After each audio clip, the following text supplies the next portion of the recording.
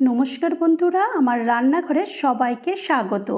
আজ নিয়ে হাজির হয়েছি ডিমের থেঁচা। থেঁচার রেসিপি এখন অনেকেই বানাচ্ছে, তাই ভাবলাম আমিও বানিয়ে ফেলি। এটা সাধারণত একটা মহারাষ্ট্রের বিখ্যাত ডিশ। এটা বানাতে ভীষণ সহজ আর খেতে ভীষণ ভালো। তো চলো শুরু করে ফেলি ডিমের থেঁচা। তো আশা করি তোমাদের ডিমের থেঁচার রেসিপিটা ভালো লাগবে। তো আমি এখানে 5টা ডিম নিয়ে নিয়েছি। ডিমগুলোকে আগে থেকেই আমি একটু সেদ্ধ করে নিয়েছি।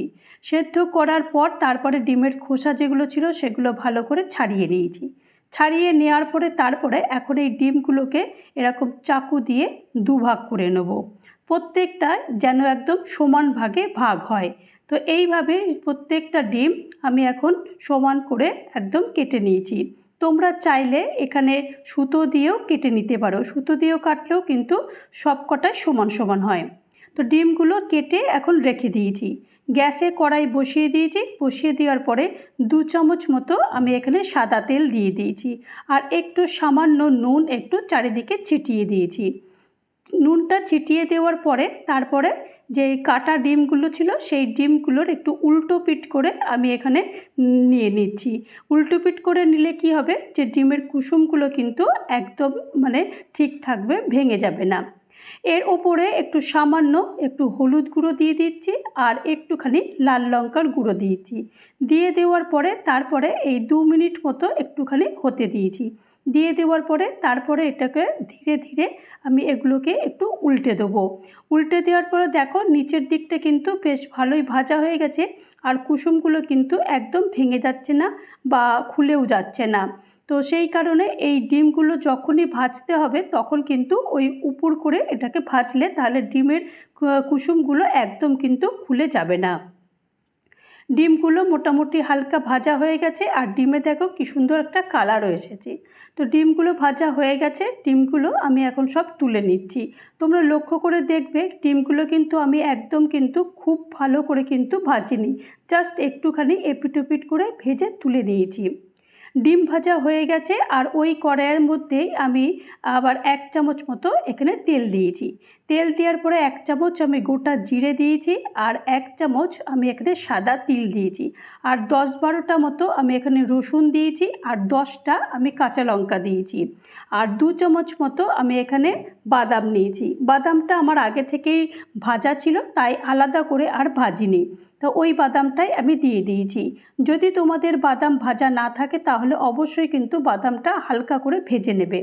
ভেজে নেওয়ার পরে তারপরে এটা করবে, তাহলে কিন্তু টেস্ট আসবে। কাঁচা বাদামে কোনো সময় করবে না। আর এখন একটু 1 মুঠো মতো আমি এখানে ধনেপাতা দিয়ে দিয়েছি। ধনেপাতার কিন্তু ওই ডাঁটা শুদ্ধই কিন্তু দিয়ে দিয়েছি। ডাঁটা শুদ্ধ দিলে কি হয়, যখন পেস্ট করব তখন কিন্তু খুব সুন্দর একটা গন্ধ বের হয়। তো এটা মোটামুটি আমি একটু হালকা হালকা করে ভেজে নিয়েছি। ভেজে নেওয়ার পরে তারপরে মিক্সিং জারের মধ্যে দিয়ে দিয়েছি। দিয়ে দেওয়ার পরে তারপর এটাকে পেস্ট করে নিয়েছি। একদম কিন্তু জল দেবো না। আর পেস্টটা তোমাদের একবার দেখিয়ে দিই, পেস্টটা কিন্তু একদম এই রকম হবে, পুরো মিহি হবে না, একটু কিন্তু অবশ্যই দানা দানা থাকতে হবে, তবেই কিন্তু এই থেঁচার রেসিপি আসল টেস্ট আসবে। এখন গ্যাসে কড়াই বসিয়ে দিয়েছি, দিয়ে 1 চামচ আবারও তেল দিয়েছি। তেল দিয়ে এখানে একটা মোটামুটি মিডিয়াম সাইজের পেঁয়াজ নিয়েছি। পেঁয়াজটা একটু নরম হওয়া পর্যন্ত পেঁয়াজটা একটুখানি হালকা ভেজে নেব। পেঁয়াজটা দেখো একটু হালকা ভেজে নিয়েছি। ভেজে নেওয়ার পরে তারপরে যে পেস্টটা তৈরি করেছি সেই পেস্টটা এখন পুরোটাই দিয়ে দেবো। তো পেস্টটা দিয়ে দেওয়ার পরে তারপরে এটাকে একটু আরও ভালো করে একটুখানি পেঁয়াজের সাথে একটু মিশিয়ে দেবো। কারণ এই রান্নাটা তেমন কিছুই লাগে না, শুধুমাত্র যে কটা আমি উপকরণ বেটেছি সেইটুকুনি, আর তেমন কিছুই নয়। রান্নাটা খুবই সহজ আর যে কেউ রান্নাটা পারবে। এখন কিছু মশলা দেবো, তার মধ্যে এখানে 1/2 চামচ মতো হলুদ গুঁড়ো দিয়েছি আর 1/2 চামচ মতো আমি লাল লঙ্কার গুঁড়ো দিয়েছি। তোমরা হয়তো বলবে যে এখানে 10টা কাঁচা লঙ্কা দিয়েছে, আবার যে লাল লঙ্কার গুঁড়ো দিয়েছে। হ্যাঁ বন্ধুরা, এই রান্নাটা একটু ঝাল ঝাল খেতে হয়, একটু ঝাল ঝাল হলে একটু বেশি ভালো লাগে। তো এখন আমি এখানে 1/2 কাপ মতো টক দই দিয়ে দিয়েছি। টক দইটা দিয়ে দেওয়ার পরে পরিমাণ মতো নুনটা দিয়ে দিয়েছি। টক দইয়ের পরে নুনটা দিলে কি হবে, নুনের ব্যালেন্স আর টক দইয়ের ব্যালেন্সটা একদম কিন্তু ঠিক থাকে, ঠিক মতো করে বোঝা যায়। এখন এবার মশলাটাকে ভালো করে কষাতে হবে। এই মোটামুটি যতক্ষণ পর্যন্ত না তেলটা মানে মশলা থেকে ছেড়ে আসে ততক্ষণের জন্য মশলাটা বেশ ভালো করে কিন্তু কষাতে হবে। কষাতে কষাতেই দেখো এখন কিন্তু তেলটা বেশ বেরিয়ে গেছে আর মশলার কিন্তু কালারটাও পুরো চেঞ্জ হয়ে গেছে।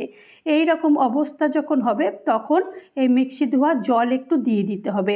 এই রান্নাটা কিন্তু একদম মাখো মাখো হবে, এই রান্নাটা কিন্তু ঝোল হবে না। এই রান্নাটা ঝোল একদমই খাই না, ঝোল করলে কিন্তু টেস্টটা একদম কিন্তু মানে চেঞ্জ হয়ে যাবে। থেচার যে আসল টেস্ট সেইটা কিন্তু পাওয়া যাবে না, তাই জলের পরিমাণটা অবশ্যই কিন্তু কম দিতে হবে। আর এখন এটা দিয়ে নেড়েচেড়ে ভালো করে নেড়েচেড়ে দিয়েছি। নেড়েচেড়ে দেওয়ার পরে ডিমগুলো যে ভাজা ছিল সেই ডিমগুলো আমি দিয়ে দিয়েছি। ডিমগুলো কিন্তু এইভাবেই ওপর ওপর করে কিন্তু দিয়ে দিতে হবে, নিচে দিলে ডিমের কুসুমগুলো খুলে যাবে, তো সেই কারণে এরকম ওপর করেই দিতে হবে।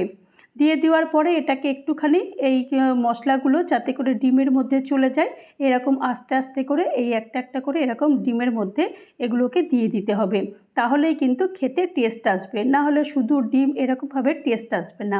তো এরকমভাবে আস্তে আস্তে করেই আমি এগুলো সব ডিমের মধ্যে দিয়ে দিচ্ছি, যাতে করে ডিমের মধ্যেও আলাদা একটা টেস্ট আসে। তো এইভাবেই আমি মোটামুটি 5 থেকে 6 মিনিট মতো এটা হতে দেবো। মোটামুটি প্রায় এটা হয়েই এসেছে, আর কিন্তু বেশি আর কোনো উপকরণই আর লাগবে না। এটা একটুখানি এই 2 থেকে 3 মিনিট একটু নাড়াচাড়া করব আর একটু ফুটিয়ে নেব, তৈরি হয়ে যাবে আমাদের ডিমের থেঁচা। তো বাস, এবার চলো প্লেটিং করে ফেলি। তো আমি তো প্লেটে ঢেলে দিয়েছি ডিমের থেঁচা। তোমাদের কেমন লাগলো? আশা করি তোমাদের ভীষণই ভালো লেগেছে, আর ভালো লাগলে অবশ্যই একটা লাইক করো, কমেন্ট করো, পারলে আমার চ্যানেলটা সাবস্ক্রাইব করে আমার পাশে থেকো। আর যারা নতুন বন্ধু হয়ে আমার চ্যানেলে ভিজিট করেছো তাদেরকে অজস্র ধন্যবাদ। ভালো থেকো, সুস্থ থেকো, নমস্কার।